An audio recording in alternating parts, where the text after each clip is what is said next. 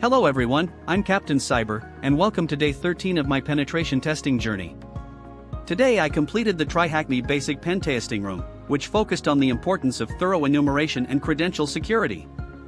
I began with a comprehensive map scan that identified 6 open ports, including SSH, HTTP, SMB, Apache JServe protocol, and Apache Tomcat. These findings helped define the attack surface for the engagement. Next, I performed web directory enumeration using Gobuster and discovered a hidden development directory. Inside were developer notes that disclosed valuable information about the environment, including usernames and weak password hints.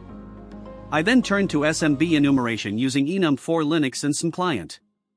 Anonymous access to an SMB share exposed additional internal information that confirmed user identities and highlighted poor file sharing practices.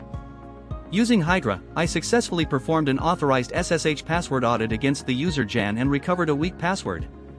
After authenticating via SSH, I explored the system and discovered K's encrypted SSH private key. To continue the assessment, I converted the private key into a crackable hash using SSH2 John and recovered its passphrase with John the Ripper. Using the decrypted key, I authenticated as K and successfully captured the final flag, completing the objectives of the room. To reinforce what I learned, I developed a Python script that automates SMB enumeration and extracts discovered usernames from Enum for Linux output.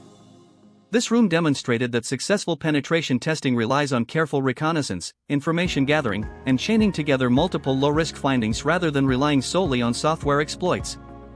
Thank you for following along with day 13 of my cybersecurity journey. Stay curious, keep learning, and I'll see you in the next challenge.